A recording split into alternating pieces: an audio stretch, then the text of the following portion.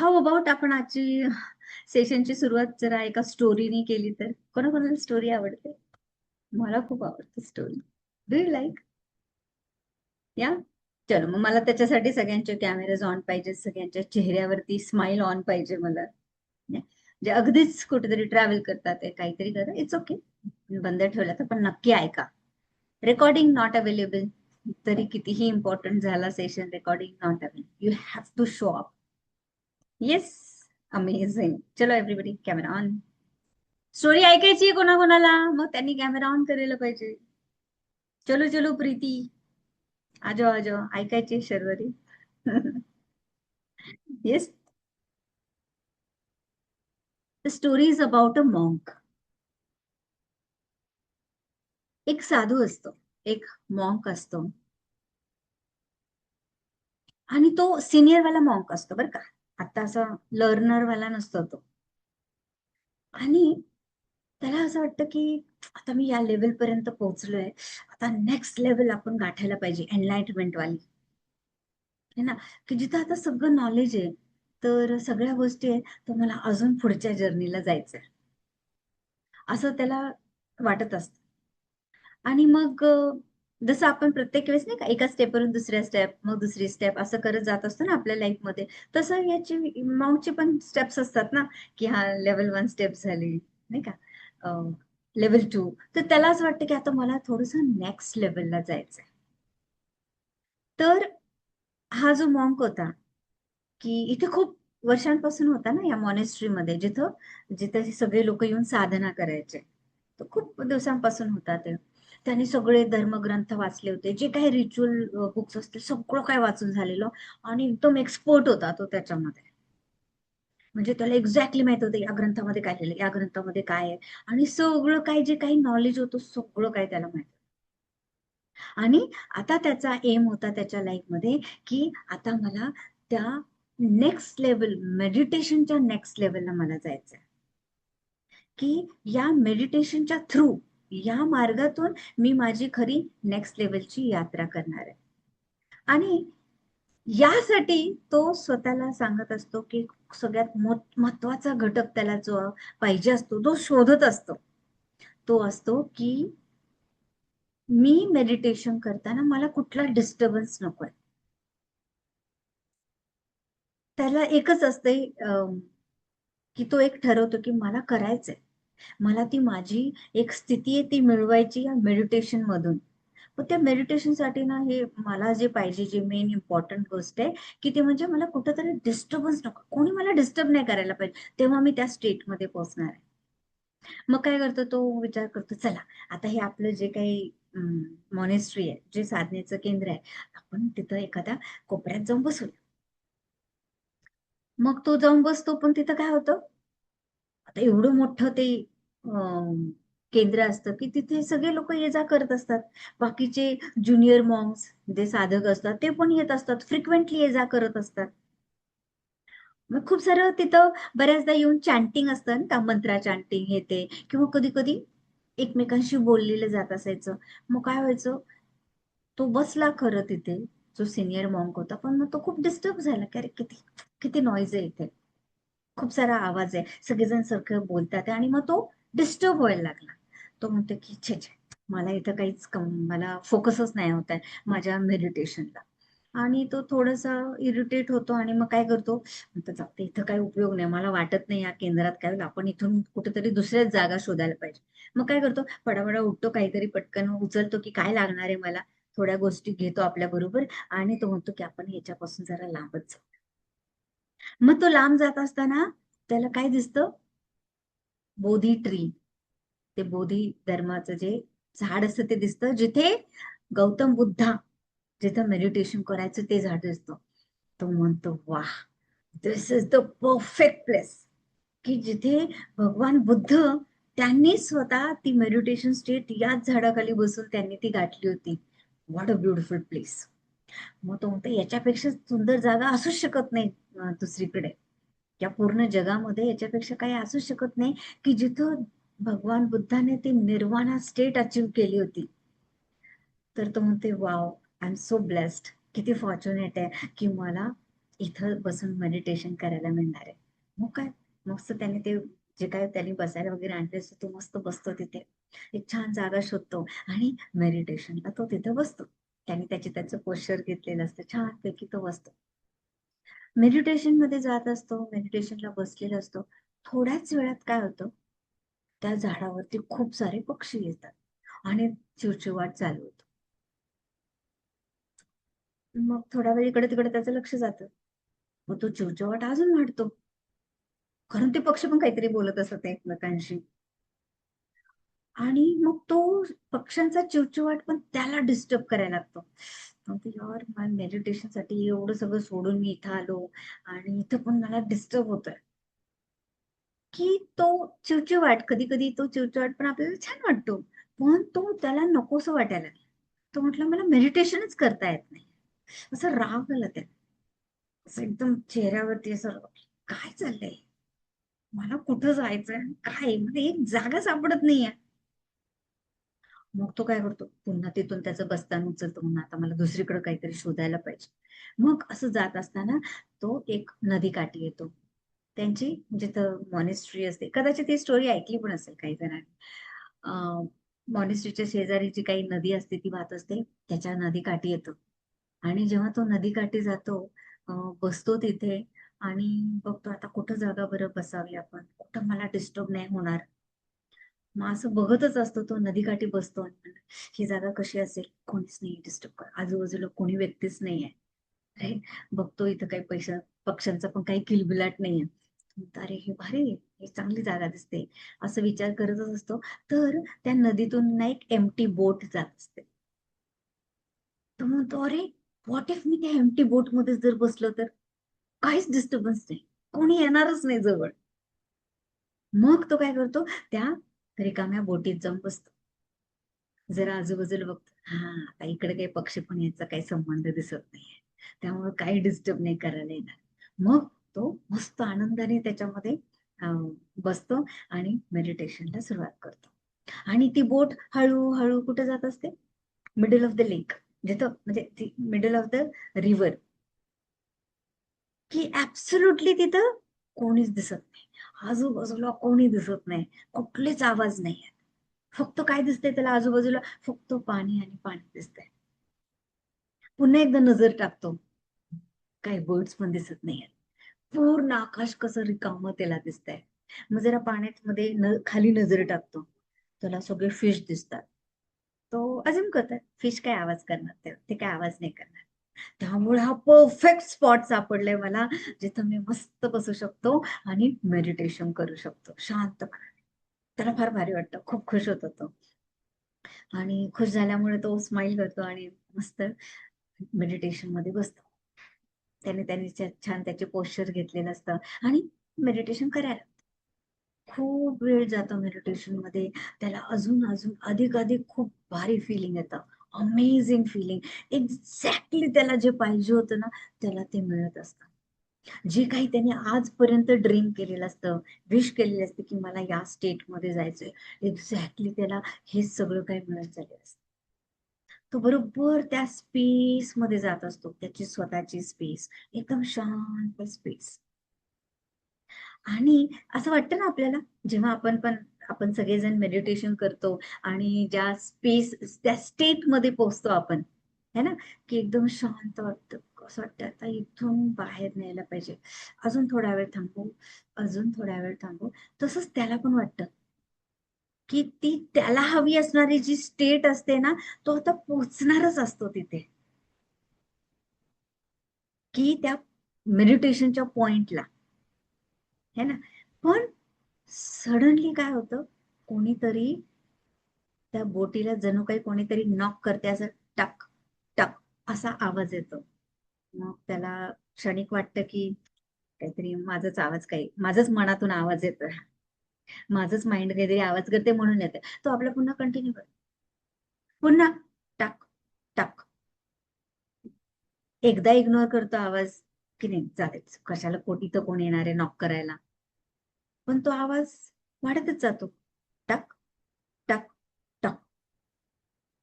आता ह्याचे अजून डोळे बंदच आहेत, पण तो सारखा नॉक नॉक टक टक जो आवाज येतोय तो त्याला डिस्टर्ब करायला लागतो जरा, की आता तो अगदी थोडाच वेळ राहिला होता की त्या परफेक्ट स्टेट मध्ये तो पोहोचणार होता.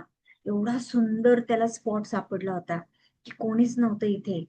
पण तो हा टक टक करणारा आवाज त्याला आता इरिटेट करायला लागला. आता मात्र त्याचा राग अनावर आला की काय आहे? या पृथ्वीवर अशी कुठलीच जागा नाहीये का की जिथं मला शांतता मिळू शकते? आणि मी एवढी चांगली जागा शोधली होती तर कोण आलं मला डिस्टर्ब करायला? आता जिथे आवाज येतोय म्हणजे त्याच्या पहिल्या डोक्यात काय आलं असतं तुमच्याही? काय आलं असतं? की कोणीतरी व्यक्तीचे की आता ते आपल्याला डिस्टर्ब करताय. बरोबर आहे? म्हणून त्याला नाइलाजाने डोळे उघडतो आणि आजूबाजूला बघतो तो. असं आलेलं असतं की आता जी समोरची व्यक्ती असेल ती तर गेलीच कामातून. असा राग घेऊन आलेला असतो. बघतोच आता कोण मला डिस्टर्ब करायला आलंय. आता त्याचं काही खरं नाही. असा राग घेऊन आलं असतं एकदम चेहरा त्याचा, एकदम चेहऱ्यावरती राग वगैरे आणि येतो आणि असं आता काहीतरी काय थ्रो करू आपण राग आल्यानंतर? ते सगळे शब्द घेऊन आलेलं असतं आणि आता समोरची व्यक्ती दिसली की सगळं काही हे करणार. तो बघतो तर कोणीच दिसत नाही. तर मग ना आजूबाजूला सगळीकडे बघतो तो. आता कोणीच दिसत नाही. राग कोणाशी बोलणार? कोणावर ओरडणार आता? मग जेव्हा तो आजूबाजूला बघतो, मग त्याच्या लक्षात येतं की हा आवाज कुठून येतोय. तर दुसरी एक एम्प्टी बोट, रिकामी बोट ती याच्या बोटला अशी टक्कर देत असते. अशी टक्कर देते. आणि जसं पाण्याचा प्रवाह असेल त्याच्याप्रमाणे ती अशी टक करायची, पुन्हा लागायची, टक करायची आणि तो आवाज होता. ती बोट आता ह्या एम्प्टी बोटला हा काय रागवणार? याला एवढा राग आलेला, तो कुठंतरी ओरडा करायचा होता त्याला. कोणावर तरी ओरडायचं होतं. आता हे एम्प्टी बोटला काय ओरडणार? आणि त्या मोमेंटला त्याला रिअलाइज होतं, की अरे मी कोणावर ओरडतोय? कोणावरती राग आहे माझा? आणि ती त्याची मोमेंट ऑफ रिअलायझेशन असतात, ती मोमेंट. जेव्हा त्याला लक्षात येतं, की अरे मी क्या कर रहा हूँ? तसंच बघा आपल्या लाईफमध्ये पण असं होतं, की जेव्हा आपण चिडलेलो असतो, कधी राग येतो, खूप सॅडनेस वाटतं आपल्याला. तर आपण काय करतो? नेहमी आपण कोणाला तरी शोधत असतो, की ज्याच्यावर ओरडता येईल, ज्याला कारणीभूत ठरवता येईल, की तुझ्यामुळे हे असं आहे.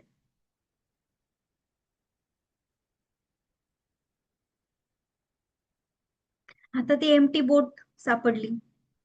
आपल्या लाईफमध्ये असं होतं, कोणी ओरडायलाच नाही. आता मी क्या करू? आता एम्प्टी बोर्डला मी काही बोललं असतं, त्याला शिव्यागाळ दिलं असतं, ओरडलं असतं, त्याचा काही उपयोग होता का? काहीच उपयोग नव्हता. इझंट इट? सो ती मोमेंट जी होती रिअलायझेशनची, त्याच्या लक्षात आलं, की अरे मी तर एका जागेवरून दुसऱ्या जागी पळत होतो. पहिलं ते यंग मॉन्क्स होते त्यांच्याकडून पळालो. मग त्या पक्ष्यांच्या आवाजाकडून पळालो. सगळ्या दुनियेकडून मी पळायला लागलो. मला शांतता हवी होती. आणि हे ज्या मॉन्क स्टोरीज आहेत, beautiful story. I love this zen series त्याला म्हणतो आपण. तर त्याच्यामधून ती एक शिकवण मिळाली त्याला, की इनर पीस काय? आतमध्ये का बाहेर आहे इनर पीस? आणि ज्या मोमेंटला मी हे सगळं थांबवलं, दुसऱ्यावरती ओरडा करणं, की तू माझ्या या आजच्या परिस्थितीसाठी तू कसा रिस्पॉन्सिबल आहेस? मला तसा राग येत नाही, पण तू मला चिडून दिलंस म्हणून मी चिडलो. मला शांतच राहायचं असतं. मला काय आवडत नाही का प्रेमाने बोलायला? मला काही शांतमध्ये राहायला आवडत नाही का? राइट? पण जो खरंच माणूस आतून शांत असेल, मग तो रेल्वे स्टेशनवर बसून पण पीस फील करू शकतो की नाही? जरी खूप लाउड स्पीकर लावलेले असतील, तरी करू शकता की नाही? कुठेही तुम्ही ट्रॅव्हल करा. पण ज्यावेळेस तुम्ही आतमध्ये ट्रॅव्हल करता, तुमच्या इनर साइडला ट्रॅव्हल करता. तिथे हे तुमचे जे काही इमोशन्स असतात स्वतःचेच, जे ऐकून नाही, कुठला तरी आवाज ऐकून आपण ते कॅरी करतो. त्या मोमेंटला जेव्हा तुम्ही आतमध्ये ट्रॅव्हल कराल, मग तेव्हा ह्या गोष्टी थांबवाल ब्लेमिंग करण्यासाठी, ज्याला आपण कारणीभूत ठरवत असतो, की माझ्या या सिच्युएशन आज का अशी आहे, तर या गोष्टीमुळे, या व्यक्तीमुळे किंवा या सिच्युएशनमुळे. इझंट इट? माझ्या लाईफमध्ये आज काहीतरी पेन आहे, फिजिकल पेन असेल, इमोशनल पेन असेल, मेंटल लेवलला पेन असेल. आपण काय म्हणतो, पेन कुठून आले? तुम्ही म्हणाल तिथं काहीतरी चॅलेंज आहे म्हणून आले. आले आतूनच की नाही पेन, पण ते बाहेर आहे का? पण आपण काय म्हणतो, यार मी पडलो तिथे आणि मला लागलं आणि कसलं गुडघाच मोडून बसलो, आहे ना. त्यामुळे मग आपण काय करतो, अरे यार काय ना, त्या मागून आला तो गाडीवाला आणि धक्का दिला, मी पडलो. मी ब्लेम. माझ्या दुःखाचं कारण काय, तो मागून आला, माझी काहीच चूक नव्हती बरं का, मी एकदम राईट ट्रॅकवर आहे, मी काहीही चूक नव्हती. त्यामुळे तो चुकीचा होता. आणि मग पेन होत, ते कसं कमी करायचं म्हणजे मी जास्त कुठल्या मोडमध्ये, ब्लेमिंग मोडमध्ये, त्या व्यक्तीमुळे माझा कसा दिवस खराब झाला. Isn't it? And it's a science बरं का, की पेन कसं माझ्या लाईफमध्ये घर कसं करून बसतं. ती एम्प्टी बोट आपल्याला खूप साऱ्या गोष्टी शिकवून जातात. तर काही क्षण आपण पण जरा बघूया का आपल्या लाईफमध्ये, ते एम्प्टी बोटचे क्षण, की जेव्हा आपण चिडतो, त्या चिडण्याचं कारण काय असतं? तुम्हाला मूड नाही आज, एकदम सॅड वाटतंय, खूप डिप्रेस्ड वाटतंय, तुम्हाला फील होत आहे, पण त्याचं त्याचं कारण तुम्ही कधीतरी दुसऱ्या परिस्थितीला, अरे मला आजचं डीएमई करायचं होतं आणि लाईटच गेली, अरे काय नेटच चालेल, अरे एवढा पाऊस येतो, काय आहे पावसाला पण आत्ताच टपकायचं होतं, राईट. सो मी प्रत्येक वेळेस माझ्या फिलिंग्सला, माझी जी कुठली इमोशनल स्टेट असेल, त्याला निगेटिव्ह स्टेट, त्याला नेहमी मी कारणीभूत दुसऱ्यालाच ठरवते. पण आजची स्टोरी आपल्याला काय शिकवतीये, की जी शांतता आहे ही काही बाहेर नाही, ही कुठे आहे? माझ्याच आतमध्ये आहे. ठीक आहे, त्या साधूनी, त्या मॉन्कनी जागा चेंज केल्या. कशासाठी? ती शांतता, सायलेन्स मिळवण्यासाठी. पण खरा डिस्टर्बन्स बाहेर होता का? It was inside. No matter तुम्ही किती जागा बदलल्या असत्या, तुला ती शांतता मिळालेलीच नसते. Isn't it? चल, लेट्स इम्प्लिमेंट. आपण नुसती स्टोरी ऐकून सोडून नाही द्यायचं, आपण जरा इम्प्लिमेंट करूया. येस एव्हरीवन, चल सिट स्ट्रेट. आपण पण बघूया जरा आपल्या लाईफ मध्ये काय चाललंय बरं. सगळ्यांनी डोळे बंद करा. एक हात छातीवर, एक हात पोटावर ठेवा, किंवा दोन्ही हात हातवर ठेवा, मांडीवर ठेवा, कसं जसं कम्फर्टेबल वाटेल तसं. डोळे बंद करा सगळ्यांनी. सगळ्यांनी एक दीर्घ श्वास घ्या बरं,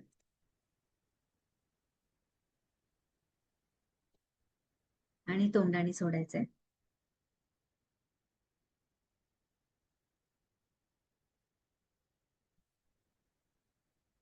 आणि आता नॉर्मल ब्रीथ करा.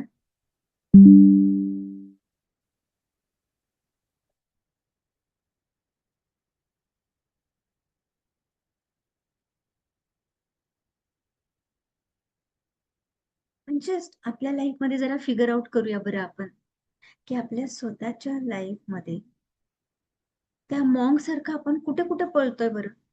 एक जागा सोडून दुसरीकडे, दुसरी सोडून तिसरीकडे, कुठे कुठे त्या सगळ्या एक्सक्युजेस, कारण देतोय आपण. मग ते व्यक्तीवरती असेल, सिच्युएशन वरती असेल, जी काही या स्टोरी मधून तुम्हाला समजलं असेल, जरा आपण आपल्या स्वतःच्या लाईफ मध्ये बघूया. बघा बरं जरा सगळ्यांनी,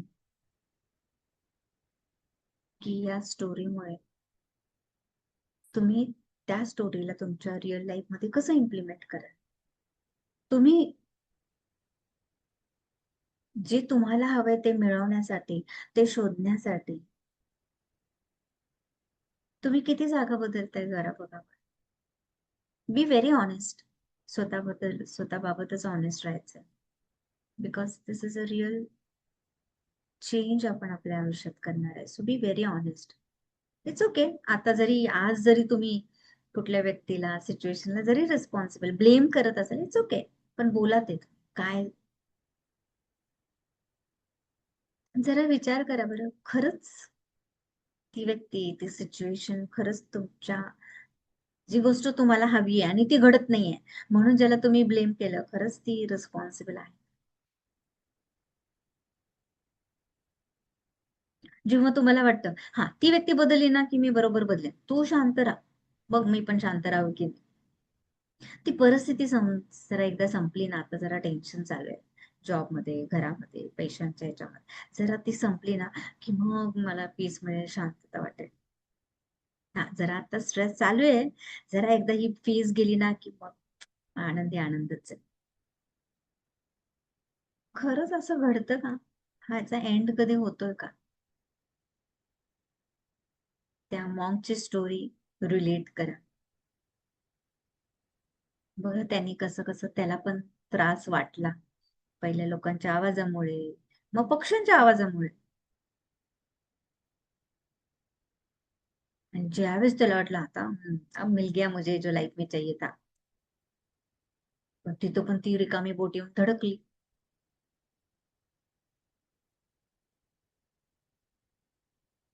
मग त्याला समजलं की अरे, हा राग जो मला येतोय तो काही बोटीमुळे नाही आला, त्या पक्ष्यांमुळे नाही, कारण तो माझ्या आतमध्ये ऑलरेडीच होता. म्हणून तो कायमच बाहेर येतो, कायमच डोकं बाहेर काढत होता.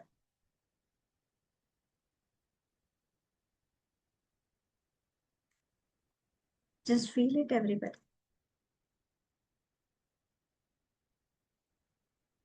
बघा बरं कोणती कोणती कारण. बाहेरच्या दुनियेला आपण ब्लेम करत होतो, जे मला हवंय, जे मला शोधायचं.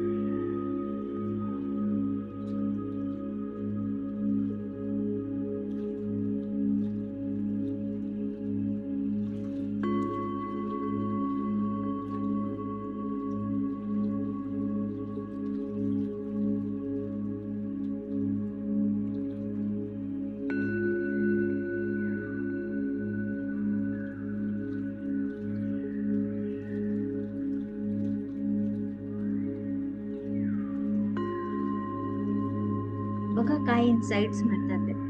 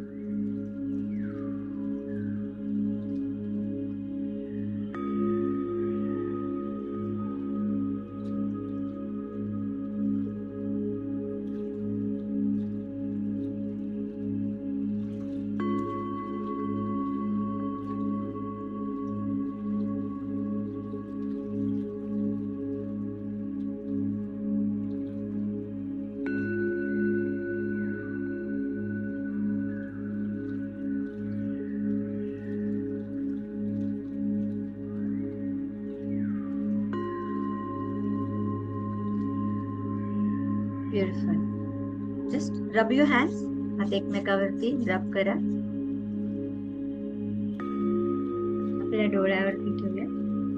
सावकाशपणे डोळे उघडूया.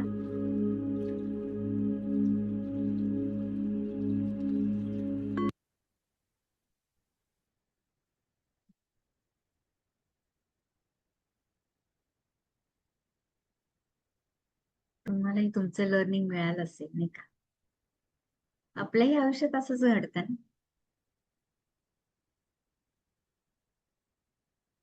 ही गोष्ट माझ्या शांततेचं कारण आहे. मला शांत नाही ठेवू शकत आहे. ही परिस्थिती मला रेस्टलेस करते, अस्वस्थ करते. हे लोक मला त्रास देतात. ही व्यक्ती देते, मी माझ्यावरती शांत राहायलाच तयार आहे, पण ती व्यक्ती मला त्रास देते. मला सांगा, तुमची पीस ही कोणी तुमच्यापासून चोरी करू शकतं का? अनटिल अनलेस त्याला तुम्ही हक्क देत नाही की जावी, हा करले, तुला परमिशन. माझी जी इनर पीस आहे, मग बाहेरचं जग जेव्हा शांत होईल तेव्हा मला भेटेल. याच्यावर जर डिपेंड राहिली तर कधी मिळेल मग? मग ते मॉक सारखं होईल. बट बाहेरच्या दुनियेत काही होईल, किती गोंधळ असो बाहेर, पण आतमध्ये शांत राहण्याची जी क्षमता असेल, जर ती मी क्रिएट केली तर ते पॉसिबल आहे की नाही? तेव्हा ते प्रत्येकाला वाटतं ना, लाईफ कसं हवं, शांत पीसफुल असावं माझी लाईफची जर्नी. पण मी कोणावर डिपेंड आहे? राईट. म्हणजे जी व्यक्ती बाहेर जागा शोधत होता, शांत जागा शोधत होता, ती खरी कुठं होती? त्याच्याच आतमध्ये. isn't it? जर मला अशी लाईफ हवी, मग त्यासोबत मी जगायला हवं की नाही? आता फॉर एक्झाम्पल, तुमच्या व्हॉट्सअप ग्रुपमध्ये कोणाचा तरी असा मेसेज येतो की ही व्यक्ती, अमुक अमुक व्यक्ती नेक्स्ट जर्नीला, आपला फिजिकल देह सोडून नेक्स्ट जर्नीला गेली.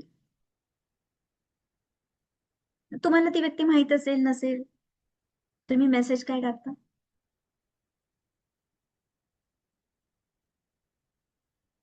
ते RIP असं टाकता का? ओम शांती किंवा RIP म्हणजे काय? जो काही सोडलाय तो आता कसा असावा? Rest in peace.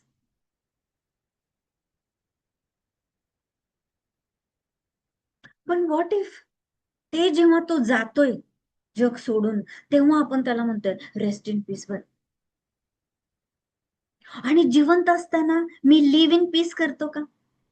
मी त्या पीस मध्ये जगतो का? आता ही शांतता, ही जी पीस काय फक्त मृत्यूनंतर मिळणारी गोष्ट आहे का? ती प्रत्येक दिवशी, प्रत्येक क्षणाला निवडू नाही शकत आपण. मग ही कोणाची जबाबदारी आहे? त्या लोकांची, त्या परिस्थितीची, किंवा तो पास्ट? तो माझ्या पीस वरती नियंत्रण करू शकतो का? Are you getting? आता हे लाईफ कोणी कॉम्प्लिकेटेड केलं? ती लोक. नेचर, नेचर मध्ये बर्ड्स येतात, ते बर्ड्स कोणी केलं गुंतागुंतीचं काम? इजंट कोणी केलं? आणि तुम्ही म्हणता यार मेरी लाईफ में ना कुछ ठीक ही नहीं हो रहा है. हु डिड दिस? सो आजपासून आपण, इफ यू आर रेडी, जर तुम्ही रेडी असाल तर एक छोटीशी स्टेप घ्यायची का एव्हरीबडी? कोणी आपल्याला म्हणू ना म्हणू रेस्ट इन पीस, ते आपल्याला कळणारच नाही. कळणार आहे का आपण गेल्यानंतर? त्याच एक आपल्याला काही घेणं देणं नाही. What if I will live in the peace? मी आता या क्षणी, आजपासून मी त्या शांती बरोबर शांततेमध्ये राहीन, तशी जगायला सुरुवात करेन. Is it possible? त्यामुळं काय हा मेसेज टाकून उपयोग पडतो बरं? RIP RIP reap.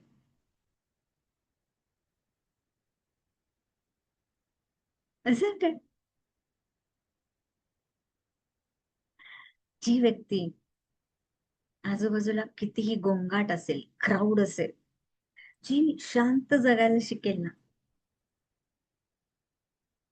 तुम्हाला तुमच्या लाईफचं खरं रहस्य कळायला सुरुवात होईल. Do you agree? So this is a chance, आज दिवसभर हाच विचार करायचा की माझी शांतता मी कोणाच्या हातात ठेवलेली, आज रिटर्न करून घ्यायची, कम बॅक. एका व्यक्तीला, ही माझी व्यक्ती शांतता भंग करते, ही परिस्थिती किंवा एखाद्या शब्दामध्ये असेल, कोणाच्या हातात दिलीये जरा बघ. आणि आता जे मेडिटेशन केलं त्याच्यावरून तुमच्या लक्षात आलं असेल, म्हणजे तुमच्या शांततेची चावी तुम्ही दुसऱ्याकडे दिली. ती आज जरा पुन्हा घ्यायची, रिटर्न करायची. बस झाला, आता संपला तुझा रोल, संपला. पॉसिबल करणार का हे सगळं? कारण ती शांतता, त्याची चावी, त्याची टेक केअर मीच करू शकतो, माझ्यापेक्षा दुसरं कोणीही नाही करू शकत, है ना? तर आज आतापर्यंत माझी पीस कोणाकडे तरी आपण गहाण ठेवलेली.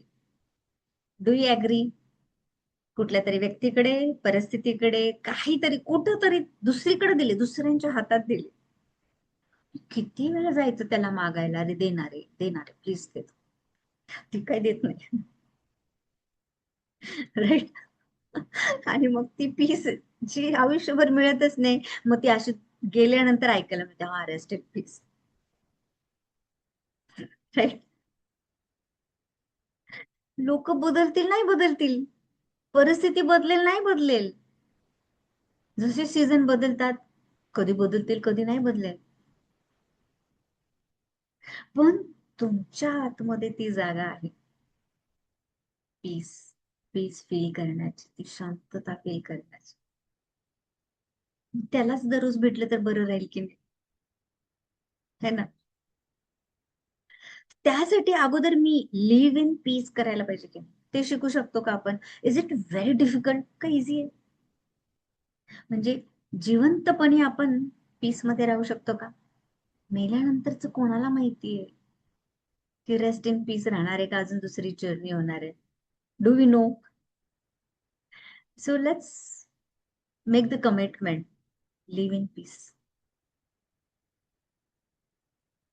भारी वाटतं ना असं, हा लिव्ह इन पीस असं म्हटलं तरीच आपल्याला शांत वाटतं. Can we celebrate this peace? मग तो फक्त वर्ल्ड पीसफुल डे असतो त्याच दिवशी फक्त प्रॅक्टिस करायची का? का this should be my daily activity? तर आजची ऍक्टिव्हिटी, एव्हरीबडी ज्याच्या ज्याच्या हातात दिलीये तुम्ही, आपलं आपलं मागून घ्या. आपण कर्ज दिल्यानंतर त्याला 10 वेळा मागतो की नाही, हे दे ना माझे पैसे, माझे घेतले पैसे. शांत बसता का तुम्ही? मागता की नाही त्याला पैसे, हे दे माझेच घेतलेले पैसे. आता हे तुम्हीच दिलेले आणि तुम्ही स्वतःहूनच दिलेले असतात ना त्यालाही पैसे, हो की नाही? मग तुम्ही मागता की नाही, कारण तुम्हाला पाहिजे असतात. मग शांतता हवी की नाही तुम्हाला? मग जिथं जिथं कुठं दिली आहे त्यांच्याकडून आज वापस करून घ्या. And just take a big takeaway message from this small short story. Yes, माझ्या आयुष्याची शांतता मला कशात शोधायची? आणि जर मी शांत राहील, आम्ही आमच्या बाकीच्या कोर्सेसमध्ये सध्या बघतो, EFT कोर्स जो आमचा चाललाय, मनी साधना, की what a deep level of living. आणि जर ही शांतता माझ्याच मध्ये असेल आणि ती माझे म्हटल्यानंतर माझ्याकडे असते की नाही कायम, जर उसनं दिले म्हटल्यानंतर ते कधी येईल कधी जाईल, कधी येईल कधी इनऑफ इनऑफ चालू राहील, पण ते माझ्याकडेच आहे म्हटल्यानंतर काही सुकून मिलेगा नाही, मिलेगा की नाही, शांत वाटेल की नाही? तोच इफेक्ट तुमच्या बॉडीमध्ये होईल, तोच इफेक्ट तुमच्या नर्व्हस सिस्टीम मध्ये होईल. म्हणजेच ज्याच्यासाठी तुम्ही इथं आलाय, काहीतरी मिळवायचंय, यस माझे गोल्स आहेत लाईफ मध्ये, नाही नाही मला माझे काही गोल नाही, मला फक्त शांत समाधान, तो पण एक गोलच झाला ना. ते शिकतोय आपण, शांत समाधानी कसं राहायचं. मग आपले ते 7 प्रिन्सिपल्स फॉलो करतोय आपण त्याच्यासाठी, की जरा सहजता येईल आपल्याला. Possible everybody? घेणार का सगळं मागून, आपलं आपलं जे कुठं दिलेलं आहे ते? एका दिवसात होईल का मागून? अरे एका क्षणात पण होईल, का नाही होणार? मी ठरवलंय ना रश्मी, की हा, ही तू व्यक्ती जिम्मेदार आहेस. मला सारखी चिडचिड येते कारण मुलं नीट कामच करत नाही, ऐकतच नाही. मग त्याला आजपासून म्हटलं, नाही नाही, तू कारणीभूत नाहीये माझ्या ह्याच्यासाठी, माझ्या इकडेच आहे, आतमध्येच आहे. कारण ही कारणं काही कधी संपणार नाहीयेत, बाहेरची संपणार आहेत का? जी अशांती आहे, जेवढा गोंगाट चालू आहे, तो काही संपणार आहे का? मग तो संपल्यानंतर मी शांत होईल, असं पॉसिबल होईल का कधीतरी? Isn't it? आजच्या सकाळच्याच मेडिटेशन मध्ये आम्ही ती स्पेस बघितली होती आज. Wonderful space. Ready everyone? Will you do that? Yes, चल everybody, let's come in the magical blessing position. जे काही या स्टोरीमुळे आपल्याला आज जी लर्निंग मिळालेली आहे, जे काही इनर पीस ची अनुभूती आलेली, जे काही एक्सपिरियन्स केलंय, त्याच्यासाठी आपण आजच्या दिवसाला धन्यवाद मानूया. ती जी मॉन्कनी स्टोरी घडवली त्याला पण धन्यवाद मानूया आपण. आणि स्वतःला जे काही मिळाले आज, जे काही क्षणिक शांततेचे अनुभव मिळाले त्याच्यासाठी सुद्धा त्यांनी स्वतःलाच कॉंग्रॅच्युलेट बोलू. कारण हा एक इन्ग्रेडियंट जर माझ्या लाईफमध्ये आणला, जसा त्या मॉमचा इन्ग्रेडियंट होता की त्याला शांत जागा पाहिजे होती, डिस्टर्बन्स नसणार. पण ही जागा जी माझ्या आतमध्ये ऑलरेडीच होती, त्याच्या सोबत राहण्याची ती कमिटमेंट,